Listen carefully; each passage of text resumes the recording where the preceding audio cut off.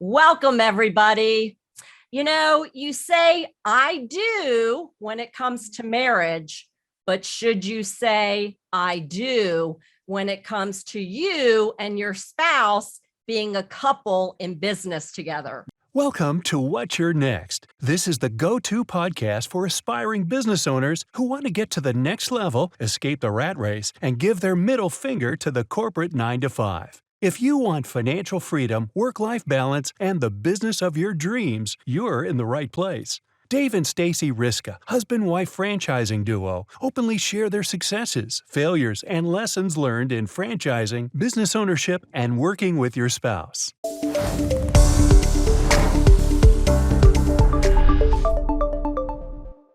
Ooh, that's an interesting topic. Welcome to What's Your Next. Now, as you guys probably know, Dave and I, we're a husband-wife team. We've been happily married for over 30 years and working together for over 20 years. Interestingly enough, so many of the candidates that we talk to interested in business ownership, they want to do it as a husband-wife team. And whether they truly do work together or not, the reality is you're going to need to have your spouse involved because you're going to be talking about business at home. And therefore, Dave and I thought this would make a great topic for the podcast. And we're like, we need an expert outsider to guide us through this. So I'm so happy to introduce our guest today, Charylle Wolf from Spouse in the House. Welcome to the podcast, Charylle. Thank you. Thank you for having me. It's going to be a good time. Oh, we're going to have fun. And there might be some battles here along the way, but no doubt you're going to guide us, get us through it. Do we call you a therapist, a pastor, a shrink? Like, what do we call you? Ultimately, we want to know what's your backstory and how did you get to doing what you're doing today? Okay, so it's kind of a roundabout way to how I got where I am today, but my husband and I are fourth generation family business. So we kind of grew up steeped in it, working, our spouses working with each other. And if you think about it, this is not really a new concept. I mean, 100 years ago, 120 years ago, it wasn't even a thing. You did. You were cattle ranchers, you were, farmers, whatever it was. So, but to us, it really isn't a new thing. So we've been married for almost 3 decades, and we have been business partners for at least 27 of those. So we are also lay pastor marriage counselors at our church. And so we just kind of started to see that there are a lot of hurting couples out there and a lot of hurting families. And whether it was an unintentional consequence or not, families and couples, when they're pulled in different directions all the time, it really does create a major stress on the marriage, on the family. And a lot of people are waking up to the fact that they're really not living life in alignment with their values or what they thought they were going to be doing once they got married and started having couples. And so one morning I got up early before my husband did, and I was just kind of messing around on my iPad. And I just felt this idea come into my head about writing a book, about working with your spouse. Mm-hmm. And he comes out and I'm furiously typing on my iPad and he goes, "What are you doing?" And I said, "I'm not sure. I think I'm supposed to write a book about working with your spouse." And he said, "I think that's a great idea."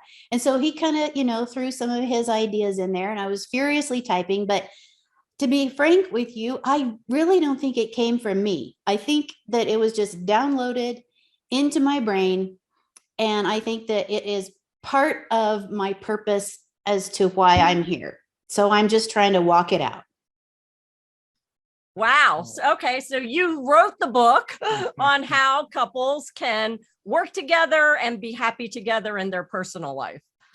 I did. And what was interesting about that, it wasn't my first book, but I gave the rough draft to a friend of mine who's in that space. And she read it because I kind of wanted to get her opinion on it. And she said, I think this is good, but I don't think it's enough.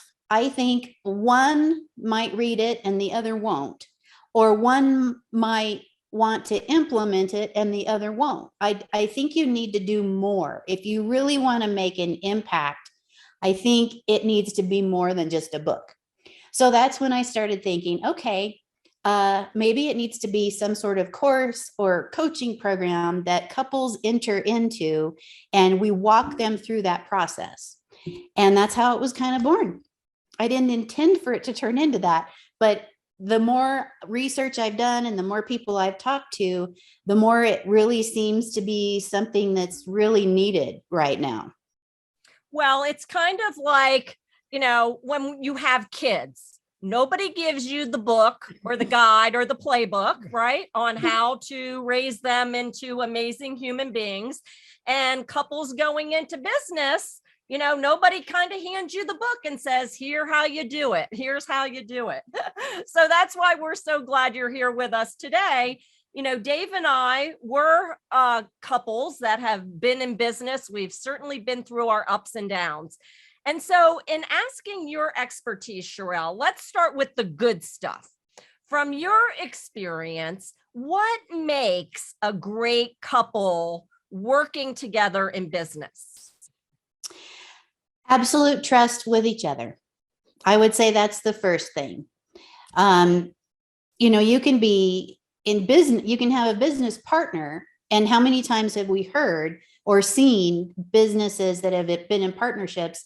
And some of them are great. And then some of them just end up in total disaster, either, the loss of the business, bankruptcy, loss of the marriages, or whatever. So I would think that is the first and most important thing, is to have absolute trust with your partner. Because if there are any cracks, let's face it, not every couple should work together. But if there are any cracks or baggage or trauma that hasn't been dealt with from the past, you probably shouldn't try to go into business with each other until you've dealt with that. So I would think that's probably the most important thing, is absolute trust. You both have to be on board with the same dream. If one of you wants to build spaceships and the other one wants to open a cookie business, I'm not sure how that can be meshed together. We take couples who have different dreams, but there are enough similarities, or they find a way to make a hybrid model. And so they're both able to get what they're looking for. They're both able to work in their zone of genius in a combined way that they actually create something new and innovative and creative in the marketplace, and it works.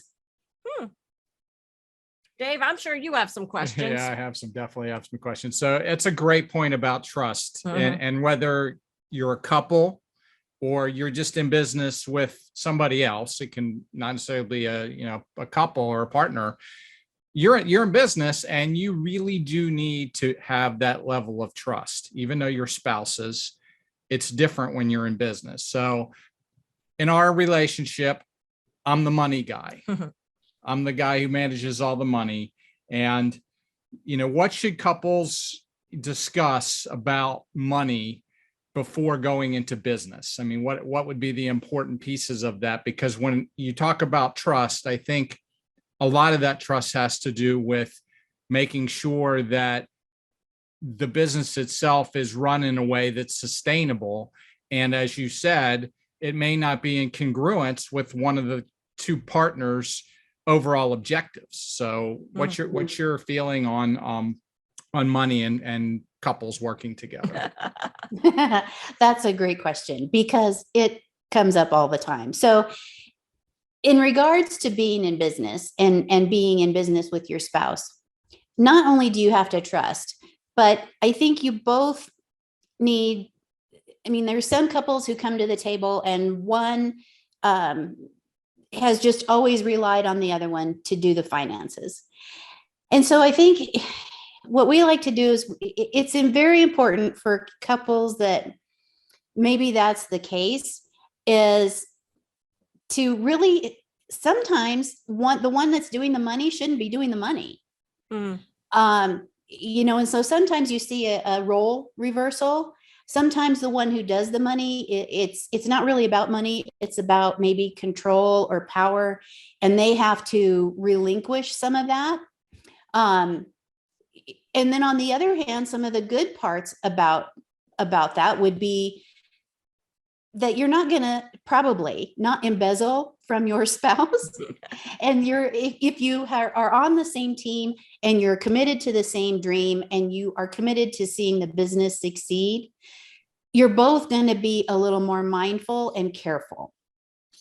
And sometimes it might be a skill issue. The one who's dealt with the money or thinks they need to be dealing with the money just needs a little bit of help or needs to acquire some skills in that area, because it's a little bit different managing your personal checkbook and your personal finances than it is managing your business finances. Absolutely. There's a lot of ramifications. There's tax issues, there's payroll issues, legal issues, expenses. all kinds.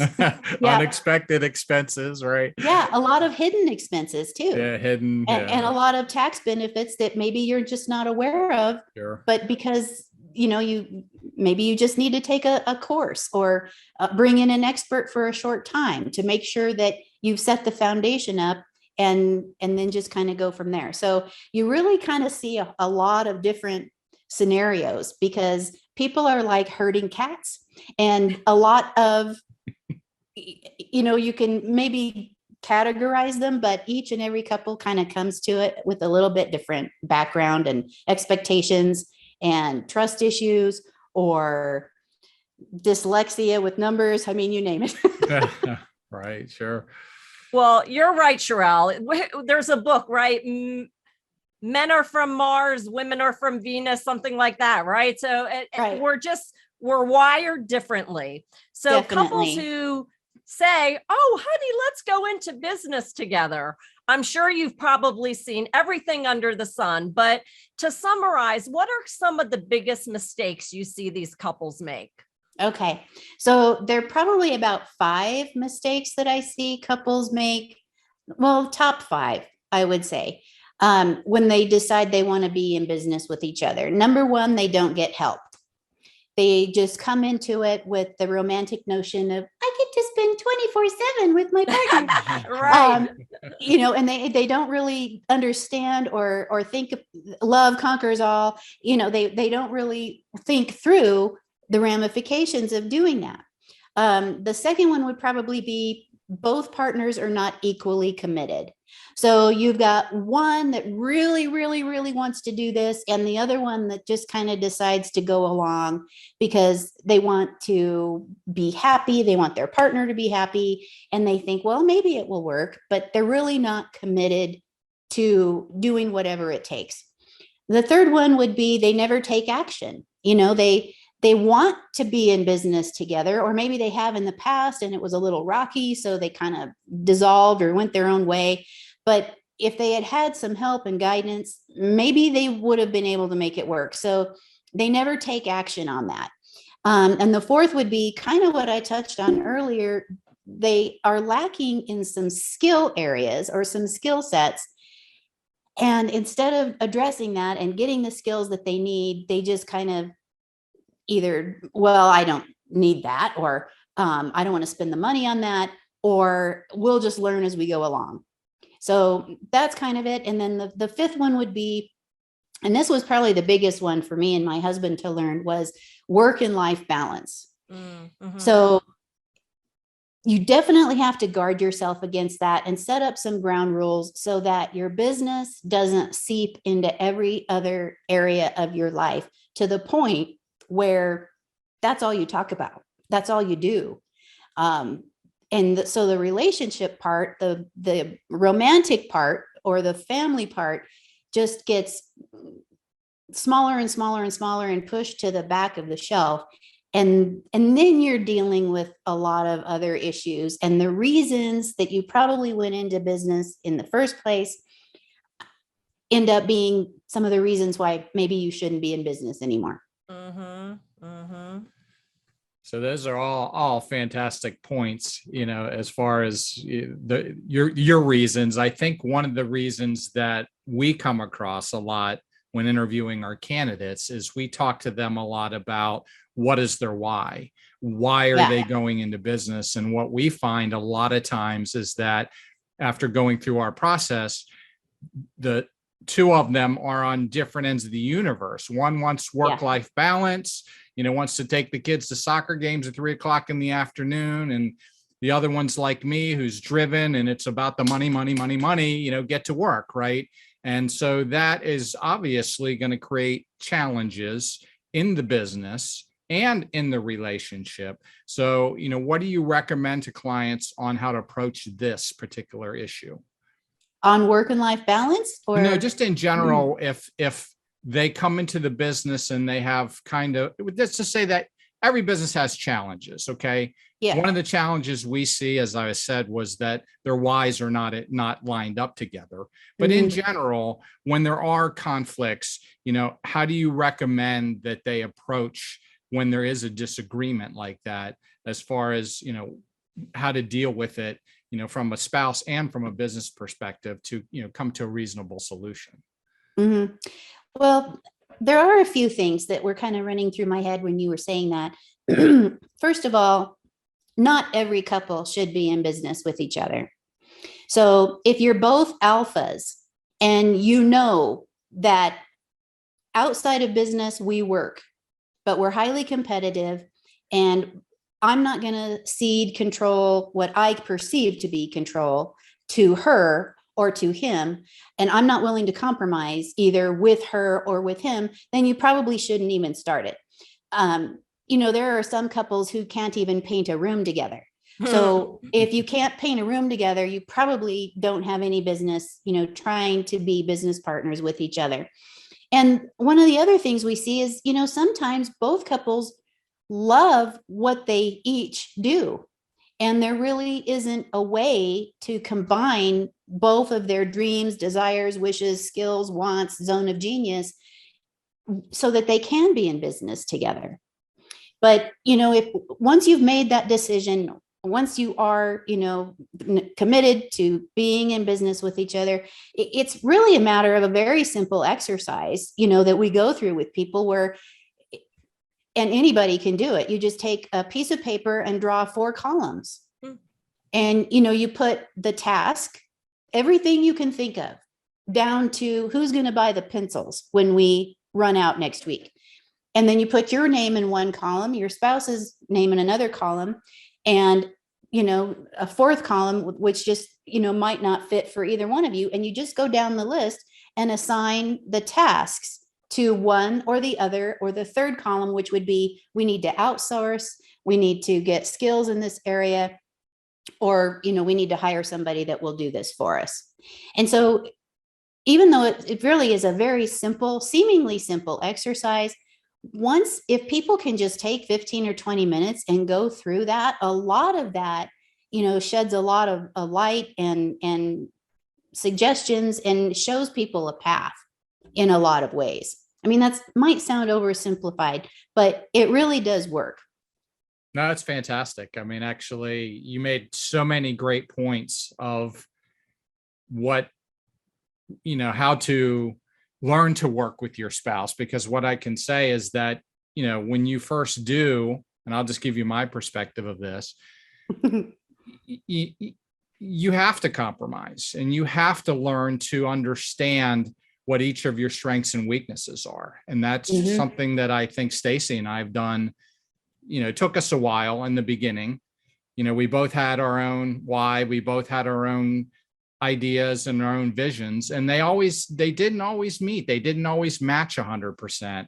But what we learned over time is that once you start to do exactly what you just said, which is to apportion out different pieces, to each of the, the partners or spouses, you really want to do that in a way that capitalizes on the strengths and weaknesses of each of the two of them. And I think that's one of the things that has kept us really working well together for 20 some plus years, is that I've had to take a step back and say, hey, marketing, that's you, finance, that's me, and we just kind of say, okay, well, when it comes to this task is yours. And when it comes to this task is yours. And that's a really great way to make sure that you guys are working in tandem together and being really efficient, right? I think that's a, great points you made.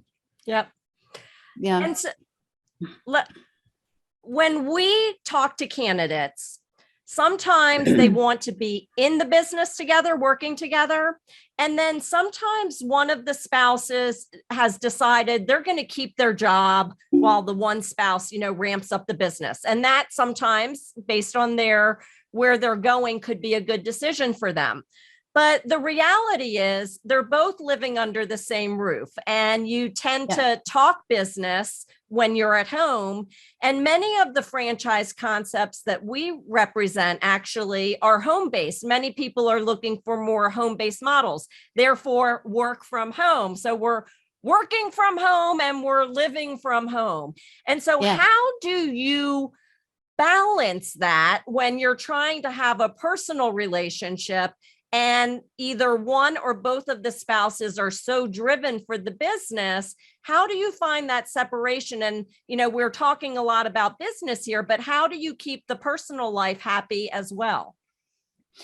Well, as you can probably see, I'm in my home office. So, and I've had a home office since my first son was born. So some of the things that we do is, we take Sunday and we try not to do anything that's business related. Now, 100% of the time that's not going to work depending on your business model. But if you're the business owner and your business is burning down, you're going to get a phone call, even if it's on Sunday. So, but some of the things that we try to do is on Sunday, the blinds stay closed, the door stays closed.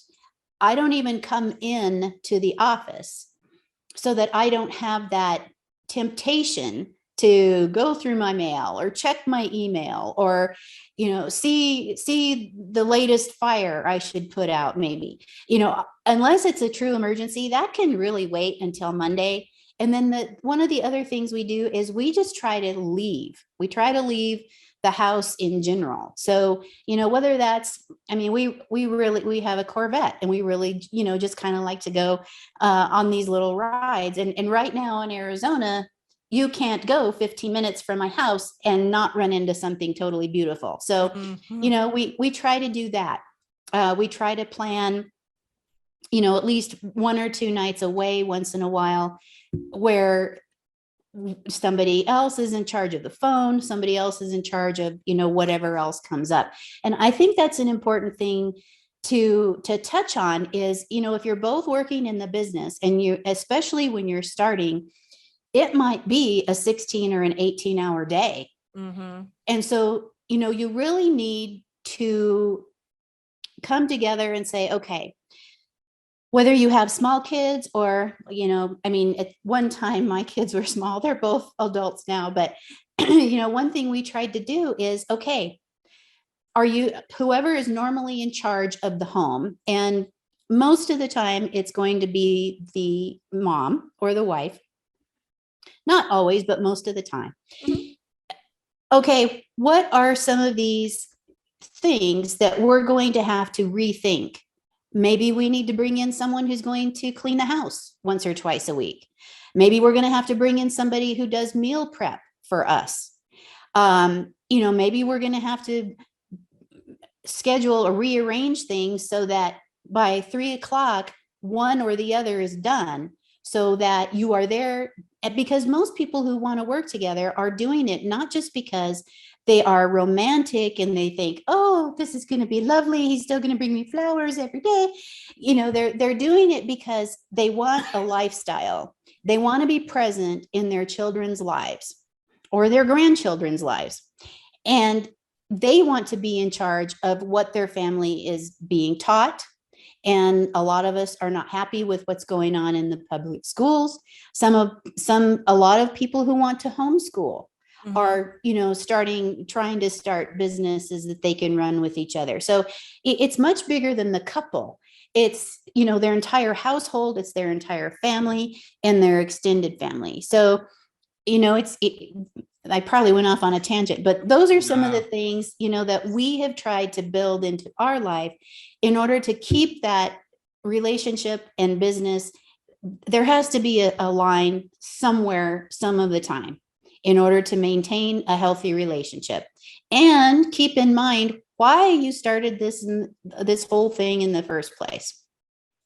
Yeah, exactly. Those are all fantastic points. And it's so true. I mean, that is one of the main reasons why most people do go into business for themselves, is so they can build something where they do have work-life balance, right? I mean, that seems to be one of the main driving factors for anybody, buying a franchise or starting a business. It certainly was for us.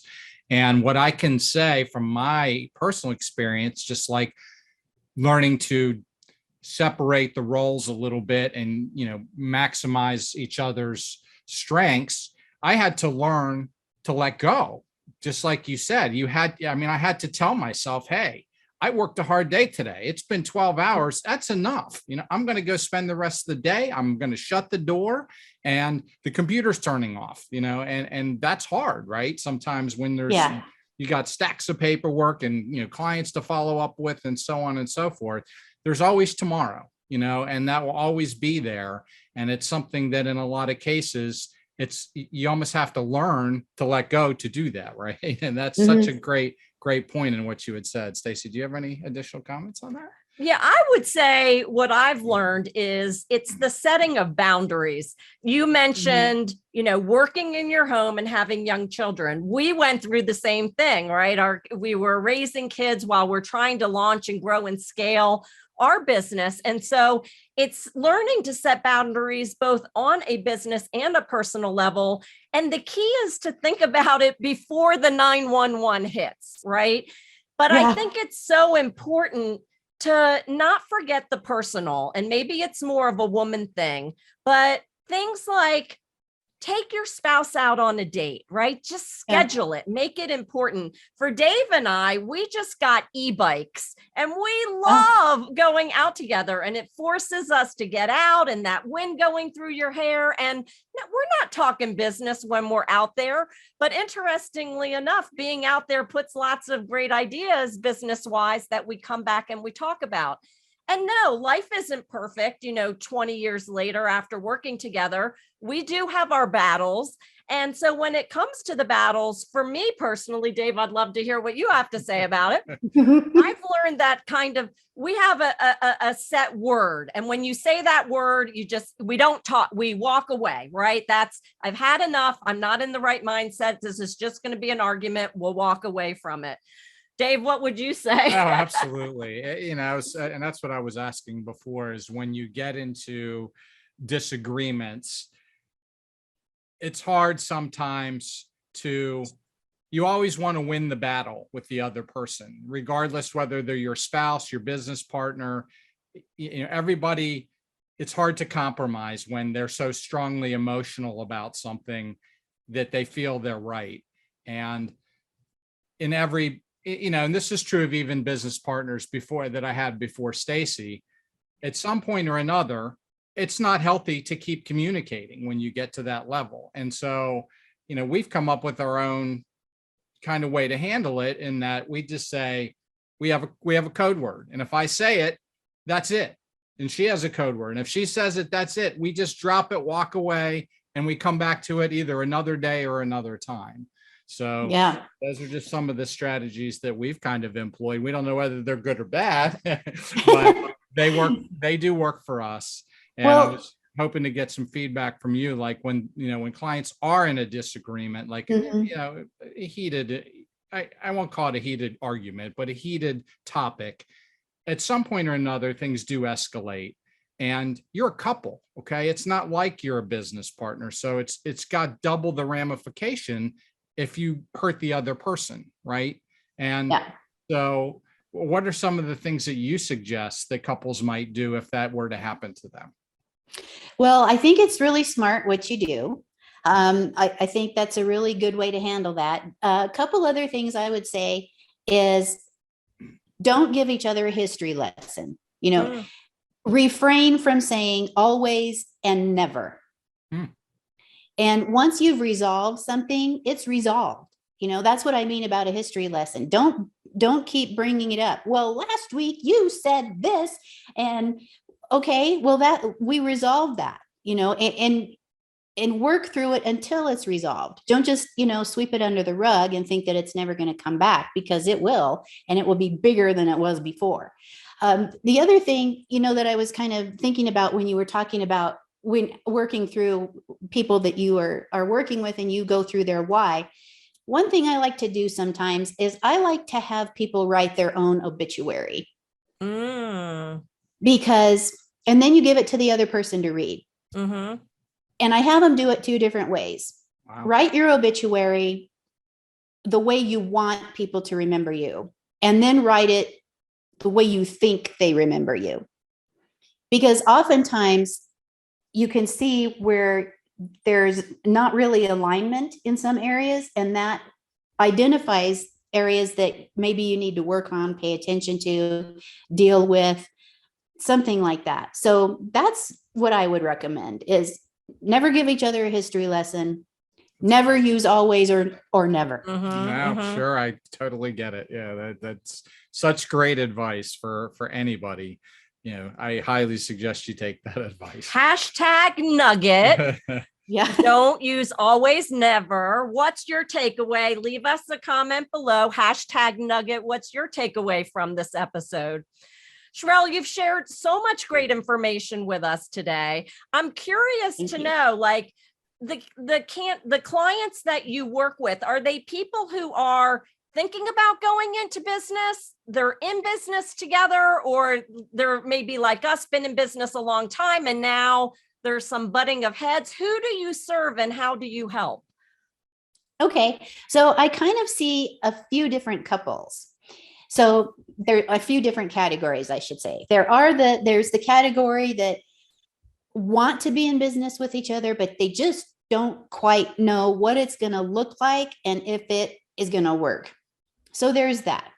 Then there are the couples who, like yourself, have been in business for a while, but maybe they're hitting some rocky patches, or maybe they've come up against a wall and they've been good up to this point, but maybe they're trying to scale. Maybe they're trying to add in an additional business and they're not quite sure how to do that. And then what's really interesting there are now empty nesters who, their kids are grown and gone. Maybe they haven't been happy in their chosen or unchosen career path, or they want to do something different and they want to do it with their partner, because now it's all about them. Their kids are gone. They want something new. They want a new adventure. They want something exciting. But again, they're not quite sure. Maybe they're coming off of a 20 or 30-year career and they really don't know how to make that transition with their spouse. And it's kind of interesting because couples who are now in that stage of life are also kind of trying to get to know each other again, maybe in some areas, because their entire life for the last 20, 25 years has been consumed with getting these little fledgling birds out of the nest and flying on their own and set on their own path. And so now they've kind of looking at each other going, oh, I remember you. Yeah, I think I liked you at one time. Let's see if we can do this. So that's kind of, what I'm seeing. Oh, wow. Great. Well, Charylle, you've been so generous of your time and expertise. Obviously, I know the couples listening out there are going to want to tap into your brilliance, because you serve and help so many people along the spectrum of living together and working together and making both a success. How can people get in touch with you to learn more? Well, thank you. Thank you for all that. So people can go a couple of different places. They can go to spouseinthehouse.info, and I've got a download there. They can, click download, and it will, get them started on the path to seeing whether they really should consider being in business with each other. They can also go to spouseinthehouse.vip. And there's even more information there, some frequently asked questions, a small video, explains a little bit more about our program. So either way, they can find me there. They can find me on LinkedIn. They can find me through you guys. So it's been super fun. I've enjoyed it. Thank you for having me. Oh, thank you. Absolutely. Yeah. You Wow. you shared so much value with us today. Any closing words or comments that our guests, our listeners and our viewers can take away? Oh gosh. Close it up for us. Your spouse is on the same team. And so whether you decide to be in business together or not, never lose sight of the fact that you're on the same team and there's a reason why you're in this relationship in the first place. That's a good one. And do they have a secret handshake? See, Dave and I, let's see if we can do it. We have a secret handshake. What is it? So it's one, two. No. See, Yeah, ready. Boom, boom, up, down. Now up. oh, same. Yeah. Have a secret handshake. We had a secret handshake. We That's need to great. work on it. It ends We with need this. you, Charylle. Right. All right. So bye, everybody. Thanks for joining us for What's Your Next. Reach out to Charylle. She's here to help you learn more about how you can be an amazing, brilliant couple in business. And Dave and I are here to support you as well in helping you get to your next level. See you next time. Bye-bye, everybody.